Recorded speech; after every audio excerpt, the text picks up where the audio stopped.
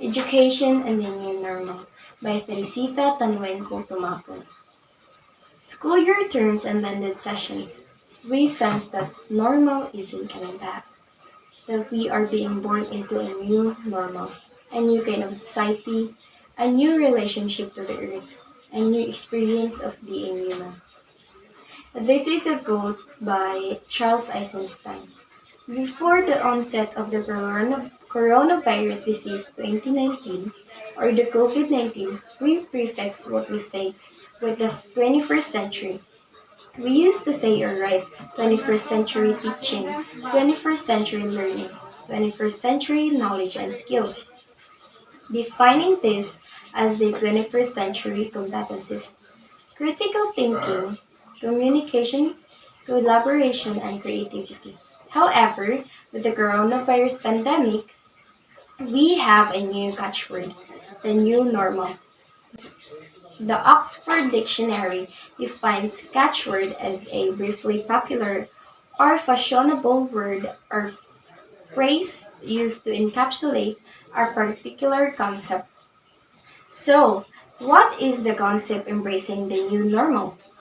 The American Dictionary defines new normal as a previous unfamiliar or atypical situation that has become standard, usual, or expected.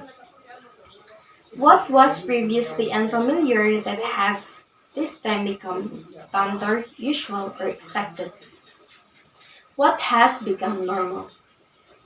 The lockdowns, quarantines, masks, washing hands, taking vitamins and nutrient-rich food to nurture health, covering a coughing mouth and sneezing nose, physical distancing, and the omnipresent support technology are a must to continue for a lifetime.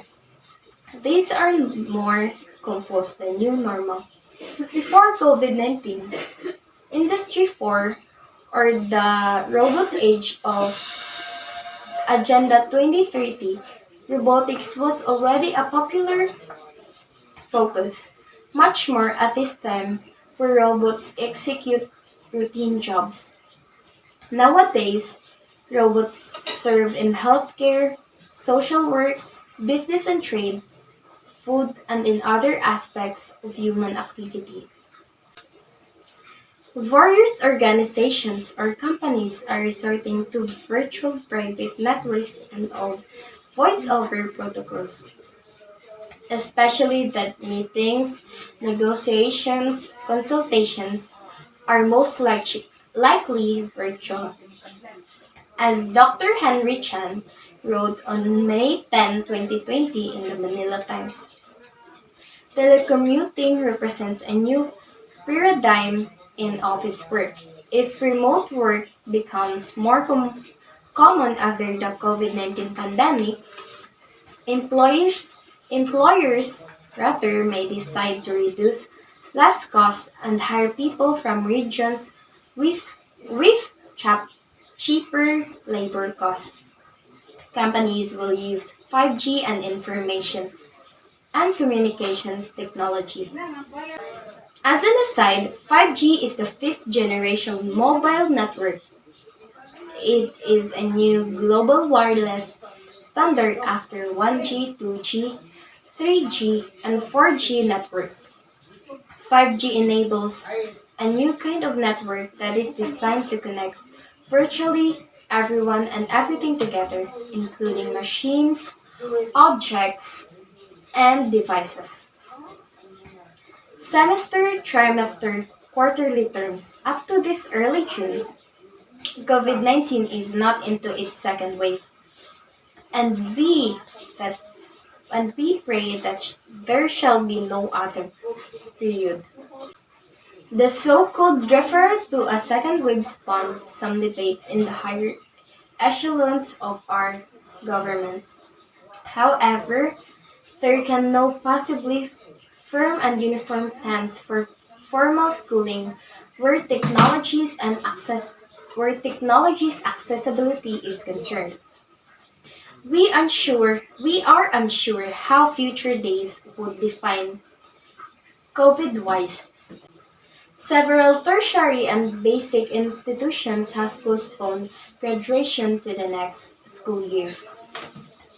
It may be a good far-off future before we can comfortably define our enrollment size, whether to cut down on or replace or shorten degree programs with certificates, planning overviews, examinations, and graduations. Universities on a non-semester schedule may have to adjust to what official schedule would be the next school year. That is, if the national ministering bodies or the Department of Education or DepEd and the Commission on Higher Education or CHED will sit strictly a school's term format. Before the pandemic, state universities and colleges were to begin an August term. Adjusting could be easier for institutions on trimestral schedules. We have semester, trimesters, and summer terms. Why not quarterly?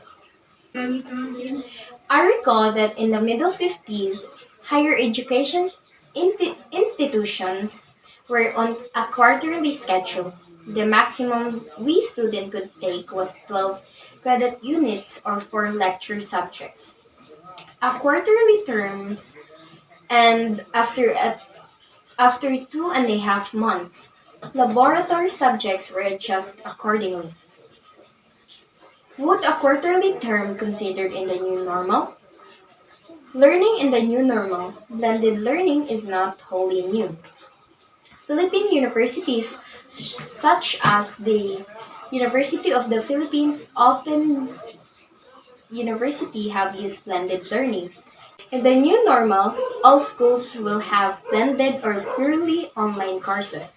Training in using teaching and learning platforms will be available for both teachers and students like us.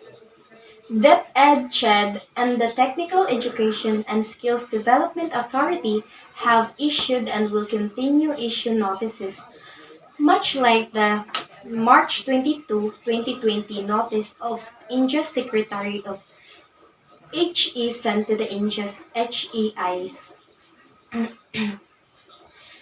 The said notice suggested to the teaching and research academics to utilize this lockdown period for various academic activities including online content development, online teaching, and online evaluation. Prepare lesson plan and develop instructional materials and carry on research. Write articles and prepare innovative questions or question bank, etc. Furthermore, the teachers and the students effectively utilize the University Grants Commission of e-learning platforms, which include massive open online courses. The Consortium for Educational Communication University Grants Commission, YouTube channel, National Digital Library, Shodganga.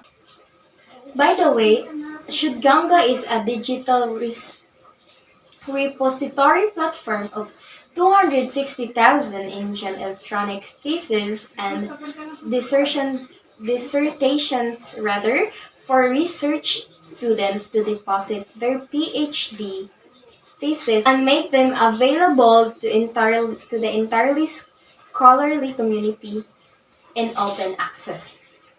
Teaching and learning platforms. Philippine-wise, we have available online educational platforms. One is the DepEd Commission, accessible on Globe or team-powered smartphones, free data charges, and which is accessible to private schools students. Because of the COVID-19 movement restrictions, the DepEd has been encouraging students to continue their learning online. We shall have more of these platforms and learn too. from offshore institutions, their action on the new normal in education. Do you have any questions? No. Okay, thank you for listening.